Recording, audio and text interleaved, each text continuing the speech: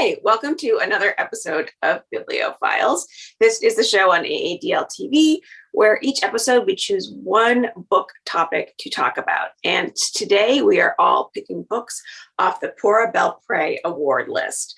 This award was established in 1996, and it's presented to a Latino or Latina writer and illustrator whose work best portrays, affirms, and celebrates the Latino cultural experience in an outstanding work of literature for children and youth. And the award's named after Pura Belpré, who was the first Latina librarian in the New York Public Library. She was a children's librarian and a storyteller. And I'm Lucy, and I'm here as usual with Christopher and Amanda. Amanda, what did you choose? So I decided to reread my selection for this week. I've actually read several on the list, which I was surprised and excited about. But the book I chose to discuss today is The Poet X. The book is written by Elizabeth Acevedo, and the book is wonderful. So I first read this book a couple summers ago in the yard, and then I decided to re-listen to it or reread it by listening to the audiobook, and the audiobook is phenomenal. So the book tells the story of 15-year-old Xiomara. Oh, I should also say that the book also is highly regarded. It won not only the Pura Belpré, but it won the Prince Award for teens, and it won the National Book Award for Young People's Literature. So if you're a book person, you've most likely heard of this book and or have read this book. But if you have not, it is wonderful. The book is written in verse. It features poetry, and we have our young protagonist, Xiomara. She is 15 going on 16. She has a birthday in the middle of the book, and she lives in Harlem with her mother and her father and her twin brother. Her mother and her are very different. Her mother is very religious. Her father doesn't say much and kind of stays out of things. He has his own strong opinions, and she's very close with her brother. They live in a small apartment, so she shares a room with him. And she has a lot of pent up anger and passion, and she's trying to figure out herself. She has developed into a woman, and she's got curves she didn't know in places she didn't know could curve. So she's trying to grow into her body, but she's being glared at and grabbed at by men and by boys on the street, which she doesn't know what to do with that information, but she does not like it. So she expresses herself, this relationship with her mother, the relationship with her brother and her father, and just how she's feeling as she is coming of age. And she expresses herself through writing these poems. And it's wonderfully written. The poems are so visceral, and you feel her. Like when she is a young girl who is 11 and she's getting her first period and her mother slaps her, you are there with her. You are feeling what she is going through. It's just a wonderful portrayal, I think, of this 15-year-old who is so, she's so locked inside of herself because of being stifled by her mother and the relationships around her. The book it's just great. So she is in school, and of course, there's a teacher who wants to try to help, and the teacher suggests that she join the poetry club, and she already knows she's not allowed to join the poetry club. Her mother does not know she does any of these poems on the side. She eventually finds out, which is a whole other thing. But her mother doesn't approve of that. She's also not allowed to date, but of course she starts hanging out with a boy, and she is liking it a lot. So there's just a lot going on in this book.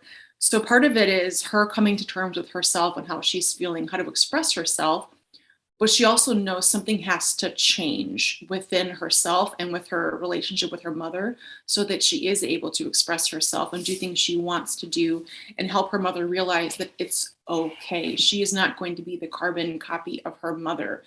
And the mother is a very complicated and interesting person as well, because the mother is very religious. She goes to mass every day. She wants Xiomara to be confirmed, but she doesn't want those things. Those things aren't with her. So it's a really great book. It is written in verse. The poems are just wonderful. The author herself is a poet, and when I listen to the audio, the author reads the audio, and you hear those poems, and it's a very short audiobook. I think it's only 3.5 hours, but you basically stop what you're doing. Like, I listen to audiobooks when I'm doing things around the house. I stop what I'm doing and I'm in the moment. I'm with Xiomara experiencing these things that are happening to her and how she is feeling. So it's a bit of a gut punch, some of the poems, because you feel what she's going through, and you're feeling hopeful for her. You want her to be able to grow and blossom and accept her body and accept her family, but also be able to have that space and that room to be who she was meant to be, which is the Poet X. So it's a wonderful book.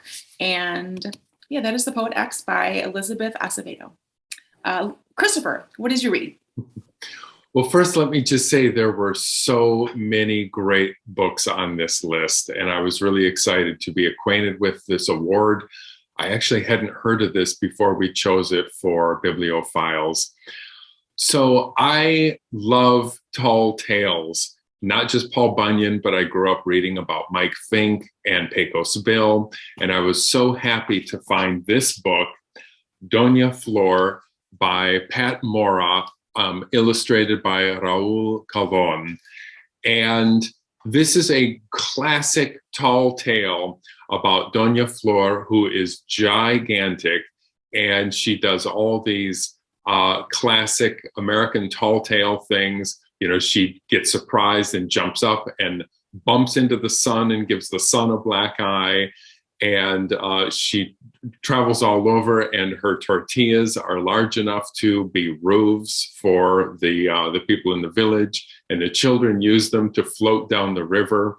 So I think tall tales are kind of classically American, which is what I really enjoy about them as well.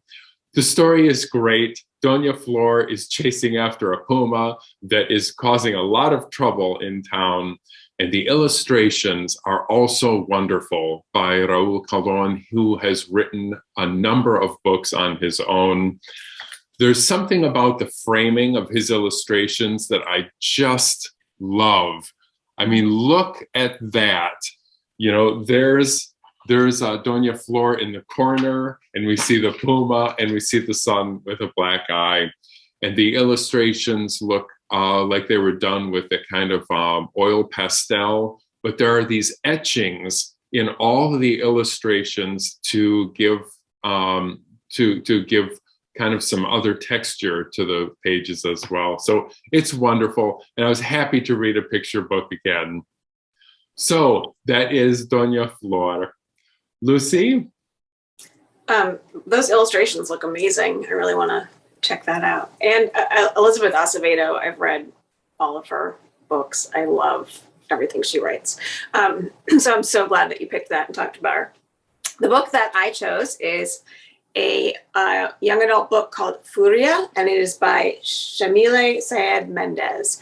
And this is the story of 17-year-old Camila Hassan, and she lives in Rosario, Argentina.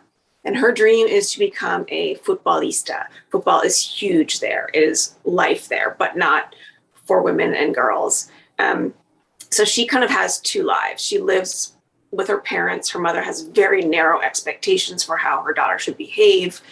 And her father is pretty abusive to all of them. And she has an older brother who her parents put all their time and energy behind him being a soccer star. And so she kind of lives in his shadow. So that is Camila's life, one part of it. The other part is Camila on the football pitch. And she is La Furia. And she is an amazing soccer player. She's really, really good. She's on this all-girls team, and her coach wants her to go farther, but nobody knows that she plays because her parents would look down on that. And it's really not very accepted in this culture for girls to play this sport. It's just such a male sport there. And she does have this old flame, this boyfriend who comes back in the picture. He knows she plays. He has actually been recruited. He's now a professional football player. And so she's got all these little different situations going on that she's trying to keep straight. And she kind of has to find the strength to follow her own path and pursue her goals. And then she's also presented with this love that's reemerging in her life, and she has to choose between going with him or sticking with football. And she's just so good at it, and she could really go far if she had the opportunity. When her parents find out, they are not happy. Her father doesn't believe that women should play football at all, and he worries that she might be a lesbian because she's playing, and for him that is just horrible. Her mother doesn't think it's ladylike, and so she still has to continue to sneak around to do it.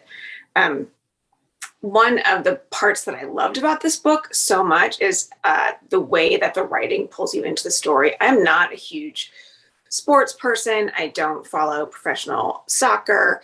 But the scenes in this book when Camila is playing, when she is La Furia, are so gripping and good. And you're just like, you feel like you're there cheering her on, and you really get the energy of how those games must feel in Argentina. And it's just kind of amazing to see that come off the page. Like, you're just really excited reading it. And so I think that helps you to really want to see Camila follow through on her journey. Like, you know what she's capable of. And the book is also interesting because it really challenges sexism, which kind of pervades every part of Camila's life. It's very much part of the culture and football and the expectations her parents have for her, the fact that her father is abusive to her mother mostly, and the mother doesn't stand up to it. And not that she like easily can do that, but it's just sort of accepted in the culture that this is the way the situation would be. There's this constant support that her parents are giving her brother, but never her for anything she does, really. And then the other part of the story that's sort of a feminist part is the way that a group of girls and women have to come together. Ultimately, these girls want to get recruited to a team in the United States because that's when they'll have their real opportunity. And you can see how the patriarchy that they all live under has sort of pitted them against each other. And so that's this whole part too of these girls deciding we have to stop fighting with each other and we have to come together as a unit. And so this amazing book that combines sports, but it also talks about the politics of a place. It talks about gender and class and race and identities all over the world. And it just has this great character. And as I said earlier, like the sports parts of it are just, even if you don't like sports, so good. I don't know, really gripping. So that is Furia by Shamile Saeed Mendez. And that's my pick. Does anyone else have any other thoughts about books on this list? Yeah. That's on my to be read list, the book you mentioned, Lucy. So, and I want to read it even more now. So thank you for talking about that today. Yeah, you're welcome. Well, that's all we have for you today. And as always, we love to hear what you're reading. If you've read any of the award winners on the Pura Belpré list, we'd love to hear from you about that or anything else you're reading. You can leave comments below. So thanks for joining us.